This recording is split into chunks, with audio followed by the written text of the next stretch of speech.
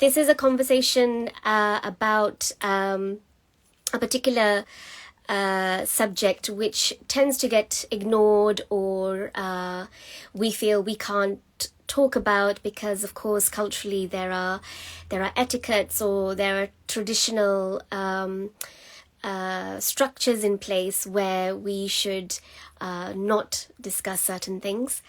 But I feel women's health is something that doesn't get discussed even within women and female colleagues. So given the world that we're in, given that we are in a professional world of dance, of the arts, women are working just as hard, if not harder, than our male counterparts.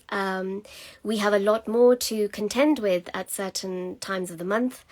And not just in dance. I think the world has opened up and is much more embracing for women to be in jobs, careers where we are working professionally and collaborating with other professionals across the globe. And it's something that we do need to be aware of. We do need to have self-care and self-respect as we conduct ourselves in these professional worlds.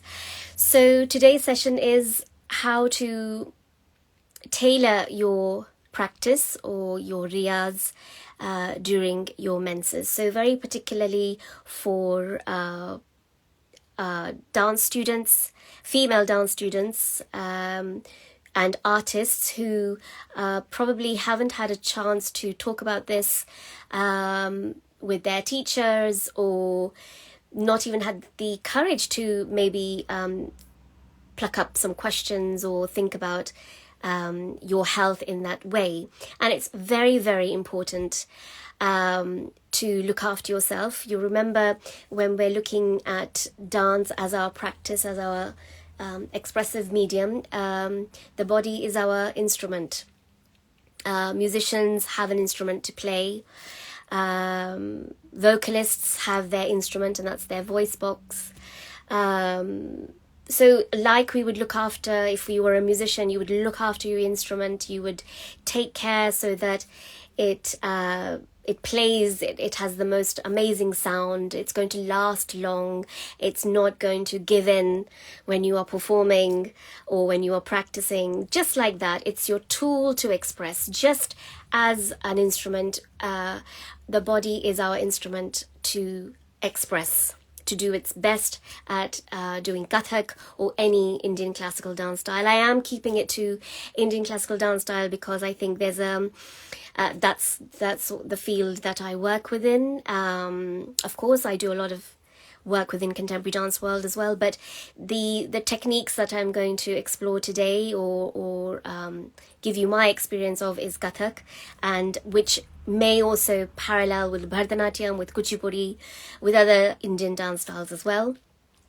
So this session is about making sure that we are taking care of ourselves, we understand our body, we understand ourselves mentally and emotionally, because at that time of the month we are not only putting extraordinary or our body is going through extraordinary demand, but our hormones are going up and down. So that causes a lot of things that we sometimes don't understand. Simplest things we read, or we try to hear a person conversate and we can't make sense of it. It's not you going mad, believe me. It's the fact that your hormones are completely out of balance, or they must be elevated to such an extent that it's really compromising on the other senses. So these things are all very, very normal. So I'm going to start by the question. So we have actually one coming through. What is the best thing to eat when you get hormonal but need to consider riyaz, taking into consideration cravings? Do you fight the cravings or do you go with it? Really, really good question. In fact, there is another one that has come in which is very similar. And I will look into that now, actually. Why not answer that now. So I have got some notes here I prepared, so I'm not just talking at the top of my head. Let's get to the diet question and how not to burst into tears if you're hormonal. Absolutely, in the studio. Yes, I hear you. We have been in those situations. I've also been in those situations. I have colleagues who have been in those situations, and sometimes you have to create that safe space to enable that person to have that moment. So in terms of diet, I would recommend several things. I must also very clearly put out a disclaimer. I'm not a qualified medical practitioner. I am doing this session simply based on my experience and what I've gleaned from specialists that I've gone to. I have many colleagues who are doctors, who are gynecologists, who are therapists, and I have taken that knowledge from them to help me and to help my students and to help my fellow dance colleagues. So this is kind of a accumulation of all the knowledge I have gained so far, and I am still learning. There is more scientific research happening, so sometimes things get updated, and I like to find out about that so that it enables me to continue my practice as an artist, as a performing artist, and then I can pass that on to my students also. So this is something that I'm sharing. I hope this will help you. I'm also sharing this because I know some of the things that I've mentioned or I will mention in this chat has helped people. So those people have come back to me and said, why don't you talk about this? Why don't you publish something? Or even if they've not benefited directly, they have found a way to explore something that is specific to them. For example, if they have a massive imbalance of their hormones, there have been times when I've had colleagues and it's triggered me to think about, well, maybe there is some underlying issue with their health, and therefore they should go and seek medical advice. And it turns out that they have cystic fibrosis, or there is something else much more complex going on, and thankfully there's treatment for that. So someone may not have considered that there is something more than just their monthly cycle which is playing up. It might be an underlying thing. So what I'm going to share today is what I've been supported with, and I hope that's going to help. So coming back to the diet question, I would recommend that you firstly have a very good diet. I think everyone needs to think about having a diet which is full of wholesome food. You're not living off junk food. You're not having too much fats and too much of sugars and too much of one or the other. Remember, we're all trying to work towards a balanced diet. And of course, there are some who are vegans, vegetarians, pescatarians, meat eaters or flexitarians. So again, I can't answer for everyone, but I would say that wholesome food is a must. So if you don't do that already, try to think of what is the best diet plan that you can have that serves your kind of priority in terms of diet. So for example, if you're vegan, then really explore how can a vegan diet really give you the best nutrients, gives you the best in terms of you to perform your best. I've been told, and I have gone by this because I love fried food, and that is things like pakoras, things like samosas. I love sweet and sour diet. So for example, give me as much chaat, fruit chaat, tamarind sauce, and all of the bitter and sweet combinations. That's what I really, really enjoy. But it's good to stay off those foods so that your body is staying neutral. It's staying more alkaline than normal. So what you need to think about is having more baked food or boiled vegetables, lots and lots of fruits, and a variety of vegetables. Dried fruits and nuts are crucial. So, for example, when you are on your monthly cycle, you may not have the desire to have fruits.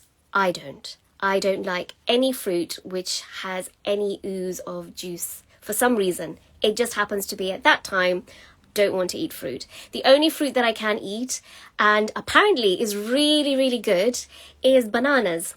So if you eat bananas, that's a real high level of vitamin B6, and that soothes cramps, and it's a real rich source of potassium, which also helps to reduce bloating, and it reduces water retention.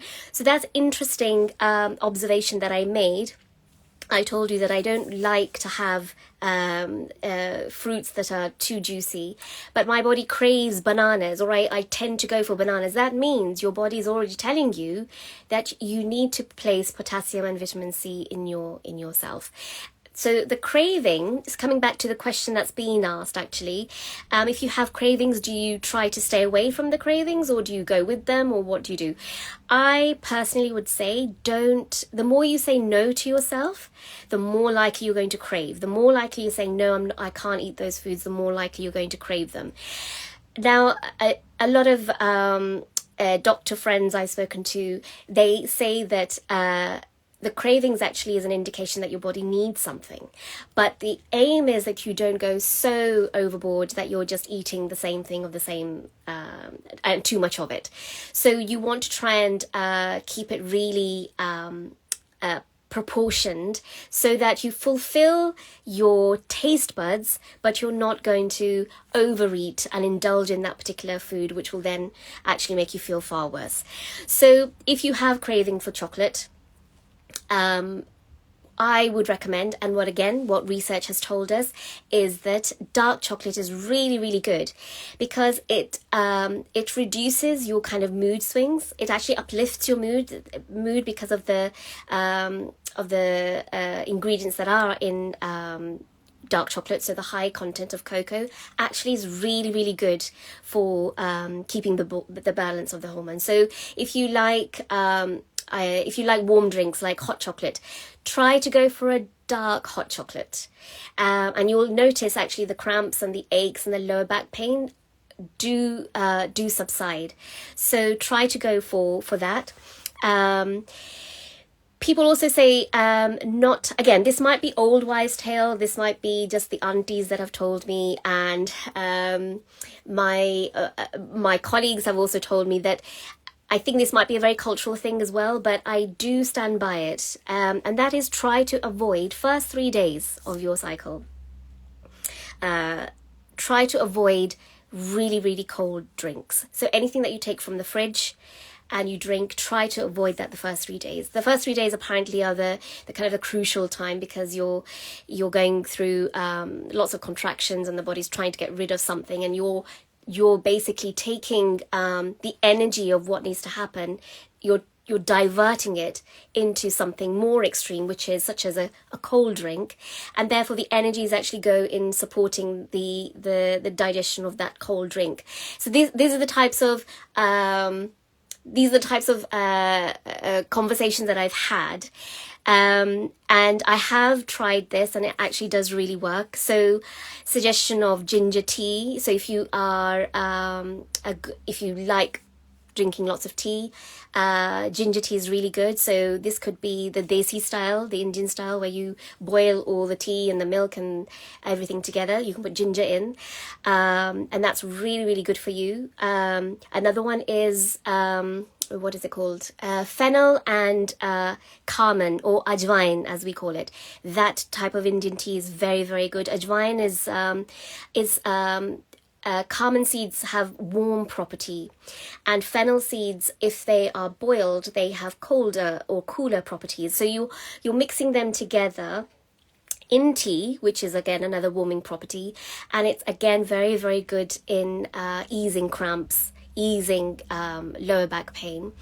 And it kind of generally makes you feel much more uplifted. Again, that's something that the cardamom seeds are responsible for. And any kind of warm drinks, I think just generally avoid cool drinks. One I would suggest as a smoothie is like pineapple, banana, mango and coconut milk. If you can make a smoothie, or you can buy a smoothie of that, but drink it at warm temperature, that's very, very good for energy levels and for mood swings. So that whole kind of complex sugars that are there, and the coconut milk, which is very soothing anyway for the system and is considered as a blood purifier, that's very, very good. Yogurt, a lot of people say traditionally that you shouldn't eat yogurt because, again, maybe it's something to do with it being too cold for the system. But if you have yogurt at room temperature, that's very, very good. I like to make yogurt with in the form of raita, and if you can have the raita where you roast the cumin seeds with a little bit of cucumber and some onion and just some black pepper, and you put that into the yogurt, that's very, very good. Again, it's helps to relieve abdominal pains and cramps. So some traditional families feel that yogurt is a no-go area, but scientifically, actually, it does help. Avocado, walnuts, lots of lentils and soups, oats. These are all fantastic ingredients, foods which are rich in protein, omega-3, 6, 9, and lots of fiber.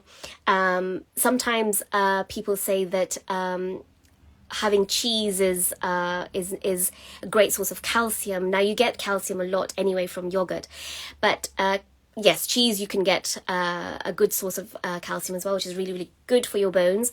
But I have found that some of my friends actually have severe headaches. So see how that goes for you. If you can uptake your calcium with cheese and yogurt and all the dairy products, try to explore that none of them actually offset the headaches, which is, again, one of the common symptoms of being on when you're on. So try to explore basically what works for you. I hope these are some of the foods that I think really, really help. Remember, iron tends to deplete or becomes very low during this time. So any iron-rich food, any fibrous food, and any foods that have high B vitamins in, try to go for that in your diet. So there was another question related to that. How do you... Okay, that's a hormonal thing. Yeah, so in terms of hormonal... these foods actually will help with your hormonal balance. So you don't want to, like I said, don't want to have so much sugary food that, and you don't want to go for sugary foods that give you instant pickup, because that's actually going to drop you just the way it picked you up. So you want to have sugars that are complex. You want to have fructose, lactose, those types of sugars. And I would say, rather than for example, if you want to indulge on chocolate, just have a tiny piece of chocolate. That's the milk chocolate. You can have lots and lots of dark chocolate if you wish. But then try and have a piece of dried apricot, dried mango, which are really sweet, or dates, or dried figs are really, really good. Raisins with nuts, fantastic. So you can have your craving at 10%, but then if you still feel you need to have a bit of a sugar rush, then have a little bit more of the good sugars. And I would do that as a general rule. So coming back to when I said I love fried food, I won't actually steer away from it. I try to, but it doesn't work. It actually makes me want to have more. So what I will do, I'll have a little bit of the fried food, whatever that fried food is, and then I will try and find an alternative. So if I feel like I need to have lots of pakoras, then I'll have a little, but then I will have banana after, or I will have peanut butter and toast. So still having something which has that kind of salty, and if I have it with honey, then that's kind of giving me the salt and the sweet. So you might want to play with food combinations which satisfy the craving that you're having at that time. But personally, I would only try to reduce the craving, but don't indulge in the craving. So my answer to your question is no, don't stay away from the craving, but just make sure that you're having controlled amounts of that craving. Let me just go through here, otherwise there are questions that I've got. Hello, those of you who have joined. Thank you. So there was a question also about... Yes, so should the practice vary according to your symptoms? So it's a very good question, and I think this is primarily what a lot of students don't know about, or even dancers, even professional dancers. I work with many, I collaborate with many. Even they themselves are either not aware, or they want to deny the fact that they shouldn't be pushing through their physical activity just because they're on their menses. So I feel that you have to respect and you have to accept that you are at that particular time of the month and your body is going through a lot, and therefore you need to just be extra kind to yourself. So in terms of what to do if you are experiencing the heavy part of your cycle, when you are really heavy, you should try to think about increasing your cognitive development. That means reduce your physical activity. Practice, I have to say, or riyaz, I have to say, is not about always doing things with your body. It's not about moving all the time.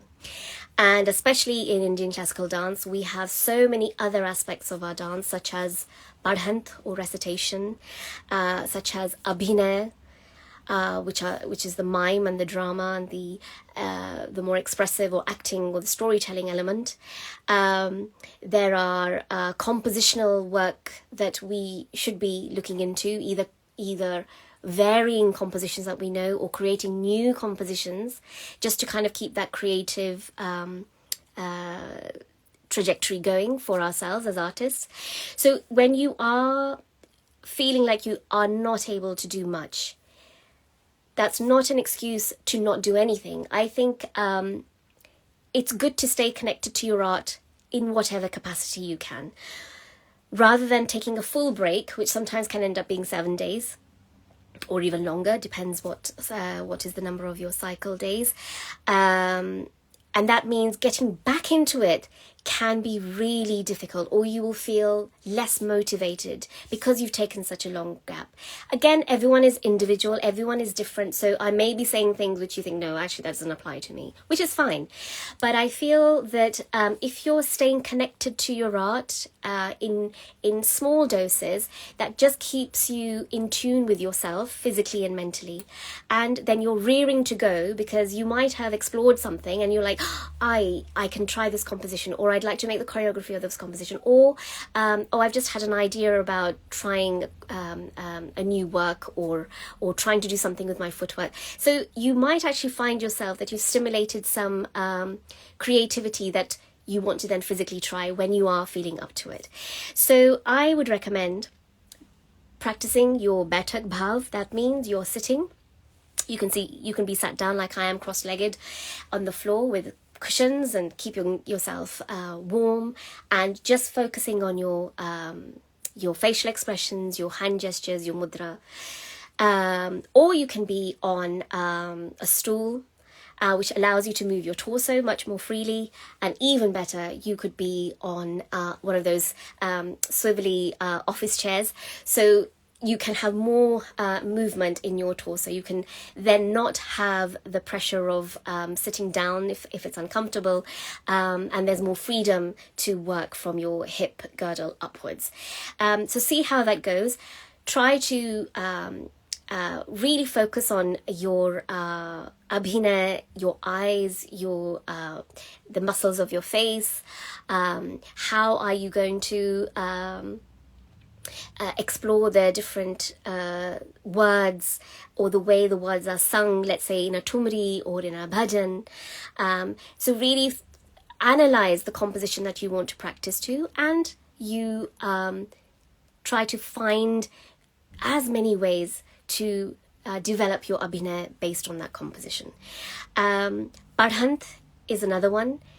We don't get enough time, or we don't give enough time to practice our badhant. So recitation of all the compositions that you know, or the composition that you've been finding difficult, or the compositions that are real tongue twisters, this is the time to practice them. When you are looking for inspiration, or you want to really give yourself a bit of a mental challenge, then tal challenges are really good. So those of you who don't know about this is where you can have different tals at the same time, and you're going to say it or clap it or do other things with it. If you don't know what that is about, please check out our Instagram. There are some tal challenges on that, and that's really, really good for your brain, because your brain is having to work super hard to keep things in time, and the counter rhythms are very, very good for our neural pathways. So again, this is something that I have spoken to with psychologists actually, and tal challenge is a really good one. So even if you look at cognitive development, if you were to research that, have a look at what that involves. It involves things like playing the piano, painting, exercise, giving yourself a crossword puzzle. So why not translate some of that into the medium of dance that you are already within? And also I would suggest any articulation of the upper body, the upper body movement. So doing things slow and steady with your arms, looking at movements that you don't have time to spend on when you are practicing. Sometimes we feel that if we've got 2 hours worth of practice time or 3 hours worth of practice time, we have to be moving all of that time. Or you feel, or you may feel that if I haven't really sweated it out and I'm not feeling out of breath, I haven't really practiced. That's not the case. Practice is everything. Everything that your art form demands, that is practice. So if at this point it's the time to not really move, or you're not feeling like moving, then this is optimum time to look at tat, things like tat, Ahmad, focusing on the intricacies of the movement, like kasak masak movements, or the wrist movements, or the looking at drishti beda, which is your kind of movements of the eyes, or your movements of the head, really fine-tuning all of those things.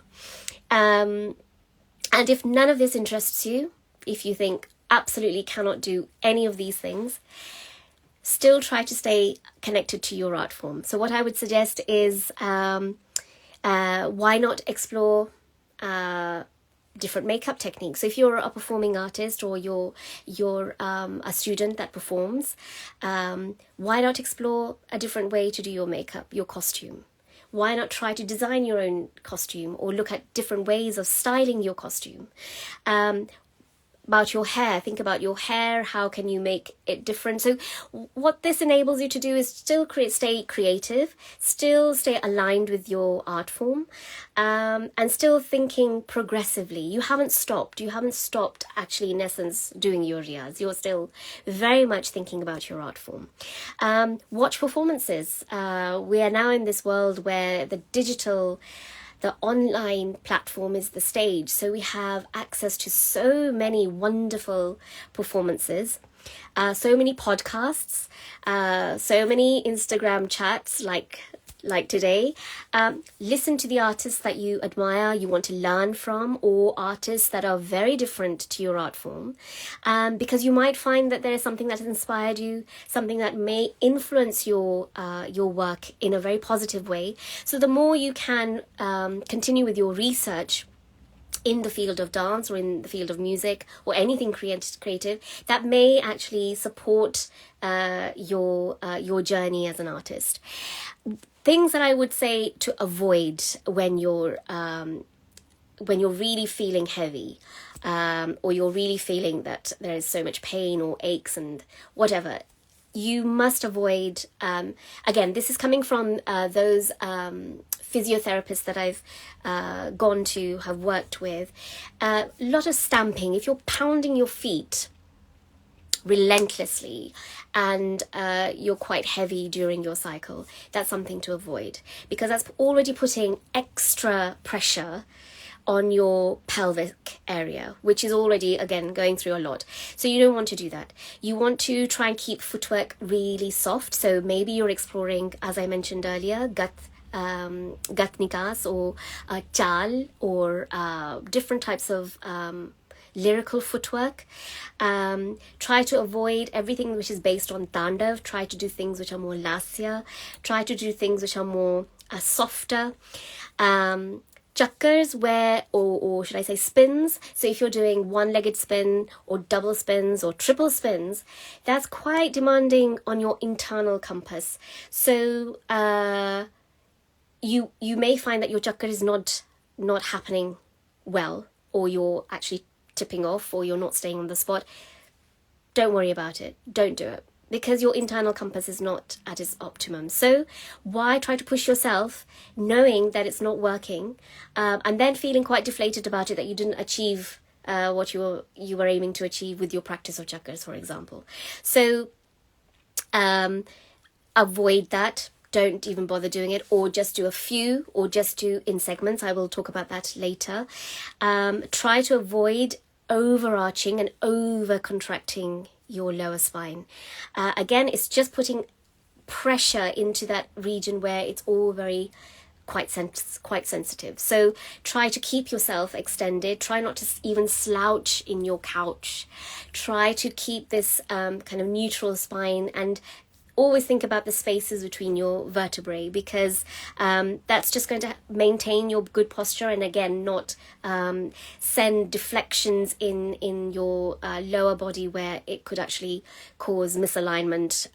Remember, we're much more looser at that time. So injury is, if injury is to occur, then it happens just before you're going to start, and sometimes at the earlier part of your cycle. So to try to be really, really careful. Something that I was told by a physiotherapist was try not to elevate your legs above your heart. Because again, the blood flow is going towards your heart, which is backward, and actually the blood flow needs to go forward. So try to avoid those types of exercises. They are actually really good, as we know, some of you would know, when we've done a lot of work, any exercise or practice. It's a yoga principle that you place your legs up against the wall for 20 minutes, and that helps to create a very good blood flow, and any blood that's gone down to your feet are actually kind of, is circulating much better across the upper part of your body. So that's the reason why we do it, is because we're trying to balance the blood flow. So you can imagine that during that time, you don't want to send it the other way. So I hope that helps. What I would say in short, when you're going to your mid part and the lighter part of your cycle, if you feel that now you're becoming a little bit more energized, you feel a little bit more connected to your center, and you're a little bit more clearer in the mind, then increase your physical activity of practice. So you don't want to overdo it, though. Again, your body will still be trying to kind of be responsive to its needs. So you don't want to put extra pressure on this physical activity or riyaz. So if you are used to doing, for example, 3 hours of practice, reduce it to 2 or even 1.5.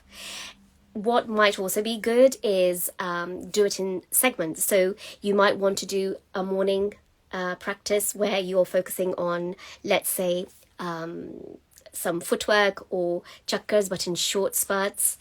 You may want to do a combination of compositions. where there's also breaks where, for example, you may want to do tora, tukra, and then juxtapose that with bol. So you are bringing in parhant, and then you are doing your execution of the bol through physical activity. So sandwiching between recitation, physical activity, recitation, physical activity. You may want to do compositions such as pieces, so dance pieces. That's a good time to do it in the morning because you're much more energized in the morning. You're rested through the night, hopefully, and you're feeling a little bit more fresher. So therefore, you've got more energy than you probably would in the latter part of the day. So if you are splitting your practice time, try to then, in the evening, focus on the thaat, on the amad, on the slower compositions, on the parhant. Maybe thinking about your range of mobility, flexibility, maybe focus more on the strengthening in the morning part, building the stamina in the morning part, but much, much more gentler in the evening. As I said, focusing on mobility and flexibility and range of movement. Whatever you do, you must have presence of mind. Don't do practice without not really understanding what you're doing and why you're doing it. If you're not enjoying doing it, or you're distracted, oh, I've got to do this and then I've got to do that, and you're not there mentally, then there's no point doing the riyaz, because actually you could be damaging, you could be causing injury to yourself. So presence of mind is key throughout what you do. If I was to show you from a diagram, I kind of thought this might work. If this is your, let's say, the heaviness of your cycle, those 5 or 7 days, this is your activity. Okay, so the activity is less. So when your cycle becomes less heavy, you increase your activity. And hopefully by the time you've come to the end, you're back up with your maximum physical activity, your maximum range of dancing. So I would use that as a graph. I hope that made sense. So keep listening to your body, keep listening to yourself, as in not pushing yourself through something if it's painful, if there's chronic pain or acute pain or sudden fatigue, or you feel like you've become legless, or you're getting like a zone of a headache, like a migraine, or if you're even getting brain fog. That's a common symptom, actually, that doesn't get talked about much because it's quite embarrassing. But latest reports I've been reading, brain fog is actually a symptom. So if you feel like you're trying to do something or you're trying to understand something and you're not understanding it, take a pause. Don't worry about it. Don't dwell on it. Oh, I can't understand it. Because that's actually going to give you a downward spiral of your confidence and of your motivation of continuing. So just ease off and do something else. Thank you, people who are joining. There's quite a few joining, and I wave back. Thank you. I'm just trying to think, in the time that we've got left, I cannot believe the time. I think I talk too much. Sorry. Let me see. Yeah, so another one we had come through was, this is the question: alongside the physical difficulties, how do you as a teacher deal with mentally and emotionally taxing days? So how do you emotionally and mentally deal with those taxing days? And they go on to say, I find I'm much harder on myself when I'm not dancing as well, and it gets really difficult to find motivation and confidence. Any top tips? So there's 2 ways of answering this question as a teacher. So if it's about you as a teacher dancing with your students, I'm assuming, I mean, I can do this 2-way round. So as a teacher, if you're not feeling mentally, there's no energy, there's no mental clarity, and you are feeling that you've got your aches and your pains and what have you, then change your lesson plan.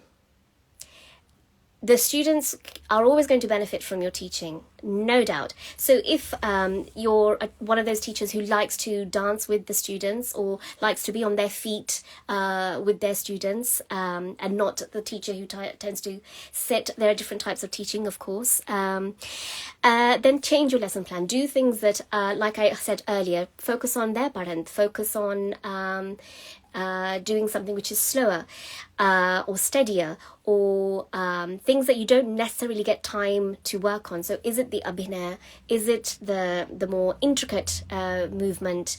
Or is it about a conversation? Why not have a conversation with your students and develop their knowledge, increase their knowledge of the art? Talk about Natya Shastra, talk about Abhinaya Darpana, talk about philosophies of dance. So you as yourself as a teacher take some time out from being very physical and relentlessly physical in your class. Your students are going to benefit from your time. Or the other side of it is you drill your students. You can take it easy. You get them to practice their pieces and drill them, get them to practice over and over and over again, and you give them feedback. So you're taking time to rest. Yes, if you're mentally and emotionally feeling really, really low, and that's absolutely natural. We are teachers, we are performers, we are humans. At the end of the day, we are humans. Sometimes our adrenaline does kick in wildly, that only when we have stopped performing and when we have stopped teaching do we realize, oh, actually I'm thirsty. Oh, actually I'm quite hungry. Oh, actually I'm really tired. Some of those things we don't really register because our adrenaline is that coping mechanism of just getting that act done. So sometimes if the adrenaline is not kicking in during that time, you take it easy and have an open conversation. I'm not saying that you should announce that it's that time of the month. Absolutely not. That's completely your decision and whatever that relation is with your colleagues and your students.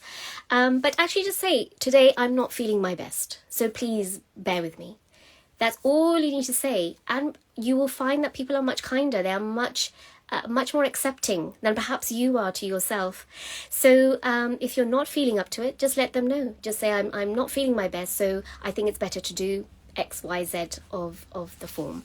And even in rehearsal, I think if you are performing or you're practicing with other musicians, dancers, or you're in an ensemble or a production, let people know, today I'm not feeling my best. So please bear with me, or I might just take it easy, or I might need a few extra breaks than normal. People are actually quite giving and quite kind. So don't be afraid to let people know that you're maybe not at your best. As a student, just answering the same question, if you're saying that as a student, if you are in that studio with your teacher and you're not feeling your best and you're pushing yourself too hard and then you feel really down because you're not dancing well and then you're conscious of what the teacher is going to think, again, it's about communication. I would say let your teacher know that I'm not at my best today. You may want to disclose why, or you may want to say, is it okay that I just take it easy, or is it okay that I sit down and I watch, or just take 5 minutes out here and there. Your teacher will be really I'm sure your teacher will be very respective of that, will respect that there must be something, and they want to see the best in you. They want to offer you the safe space. So they should, be up for you taking your, managing that time in the class. Again, conscious of time. Just want to see if there's any questions through here. Thank you for the comments. Lovely. Let me see. So another question that came in was, is it okay to carry on after taking painkillers, or should we take a rest, or should we rest it out? Okay. If you feel that after taking painkillers you feel fine, then I don't see that there is any problem in you taking part. all I would say is, again, as I said earlier, is that don't push yourself just because you can't feel the pain or you don't feel the backache or the cramps, or don't push yourself too hard. Just do what you can do at a good pace and where you feel that things are feeling quite easy. But again, it's really is dependent on your the severity of your the nature of your pain and the severity of your pain. But personally, I've managed to do that where I've taken painkillers and I've just been conscious of how I'm performing or dancing in rehearsal. And yes, be careful that when the painkiller starts to wear off, you will probably start to feel not so good again, unless you've managed to find the cure for that time. So just be really conscious. Just always be listening to your body. Hello. Okay, so yes, so there was another question here: how to know what's your limit and how much to push. So I think I've kind of answered this. What I would suggest is, again, as I've said, listen to your body. Any kind of extreme pain, stop. If you're practicing, try to practice in short spurts and give yourself a break. So let's say you did, if you think you can manage, for example, a little bit of compositional work, do it for 10 minutes. And then you stop, you take a break, and then do another 10 minutes. So try not to do extensive, long segments of practice, because you will probably deplete your energy levels much faster than when you do a little bit and take a break, because there's chance for you to regenerate yourself in that break time. There was another question which I thought was a good one. Yep, any particular diet? Yep. Yes, so in terms of, some people have asked about hormonal balance and if there's any kind of supplement. I've been talking to a few people around this and read quite a lot as well. And the supplements that are out there at the moment are starflower oil capsules and evening primrose oil capsules, and they do relieve symptoms and they do promote hormone balance. Supplements, if you're looking for vitamins, then I think, of course, there are loads and loads of possibilities, options out there. There are probiotics as well, which help with gut health, which promotes actually good well-being. And some believe that if your gut is well, then your mood and your confidence level as well is improved. So there is this synergy between your gut and your mental health as well. I haven't looked into it too much, but I do recognize it because I do a lot of thinking with my gut, so I do know where that might be stemming from. But like I said, if I think if you're not sure if you're what your body is doing, and you feel that you're not sure if you're lacking in vitamins or your energy levels do severely come down at that time of the month, do go to a doctor. Do go and see your GP and ask them that you want to do a full checkup. It's like the MOT of a car.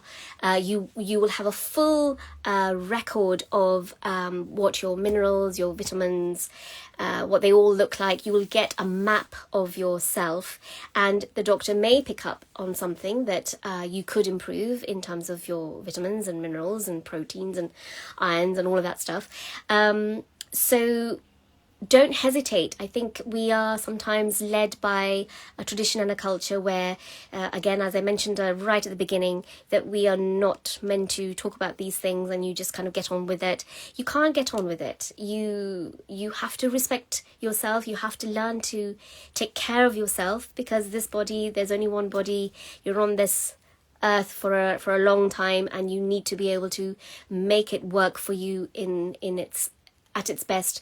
Always. So do consult a GP and find out what it is that you can do to improve your capacity as a dancer, as a artist, and do let your GP know that you are dancing.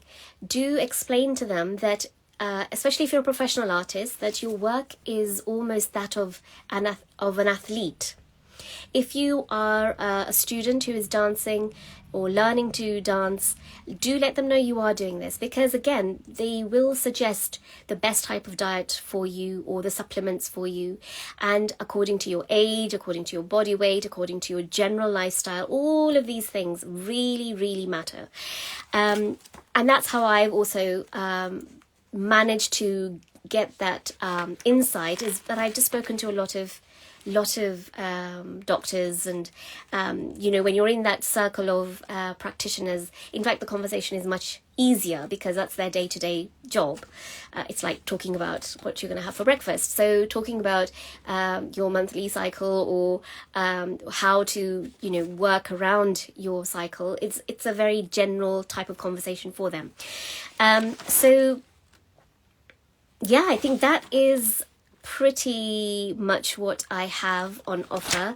I did think a bit later on that if there were certain movements that I could suggest, or particular Pilates stroke yoga movements that could support your well-being during that time, I'm happy to share that at some other point if that's something that you would like.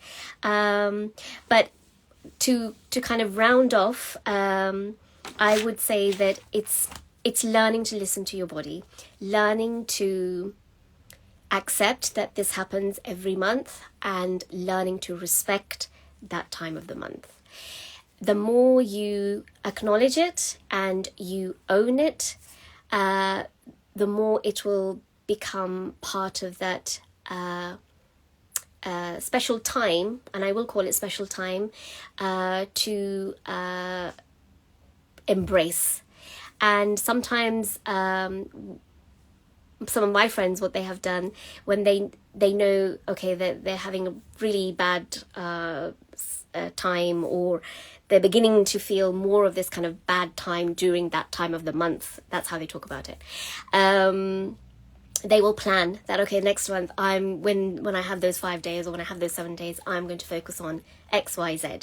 So actually planning what you're going to do in the next month, and the next month, and the next month, actually helps you to embrace that time, ride through that time, and make it the most productive time for you creatively as an artist. So maybe a bit of pre-planning that I haven't worked on my let's say Navarasa, or you might want to say that I'm going to fix my time on 4 out of the 9 Navarasa, and I'm going to just work on Abhinaya during that time of the month. That is actually a plan to do your riyaz constructively, and I do talk about this a lot. There is a Facebook conversation. I think I did it last year, I can't remember now, but there is a conversation around how to practice well, or how to do your riyaz well, because I feel that is the time you do need to dedicate to yourself, to make yourself a better artist, to make yourself a better student of the art. There was a question earlier about not breaking out into tears, and I hope that I have answered the question. But again, I will just reiterate that if you let your colleagues know, you let your peers know, you let your teacher know that you're not feeling your best, and suddenly you do have a bit of an upset moment, it's actually fine. If if you've created that safe space, or the people around you have created that safe space, you will find that they will be they'll probably give you a good cuddle and comfort you, and it's absolutely fine to do that. As I said, you have to learn to accept these are the things that are going to happen. These are the things, these are the changes that we feel, and we might feel really, really, really down. And unfortunately, I have friends and colleagues who are at their lowest during that time. They don't have a sense of purpose. They feel that they are worthless. They feel they are the worst artists. They don't have any motivation to do anything. But by channeling and planning their energy into preparing what they're going to do at that particular time of the month has helped them to realize that it's part of our life, and it's going to stay like that unless things improve, of course. But having that focus, having that mindset that I'm going to do this whilst I feel really grotty, really has helped them. So I hope just by sharing some of those tips will help you too. If there are any other subjects that you would like me to talk about, please do let SSCO know. You can message us after this, or anytime. You can email them or go on to any of our socials and let them know. If you have found this helpful, please do let me know in the comments. You can give me a thumbs up. Sometimes doing these things, it just feels like I am talking to myself and I'm just talking a lot. So if you have found this helpful, do let me know. If you'd like me to explain anything later after this chat, again, do let me know. We have come to the end of the session, so thank you so much for joining. I think, yes, quite a lot of people have joined. Brilliant. Yes, so I hope that's been helpful. I wish you a great weekend, and I hope you will look after yourself, and you're going to take good care of yourself, and yeah, enjoy the time that you have here. Take care. All the best.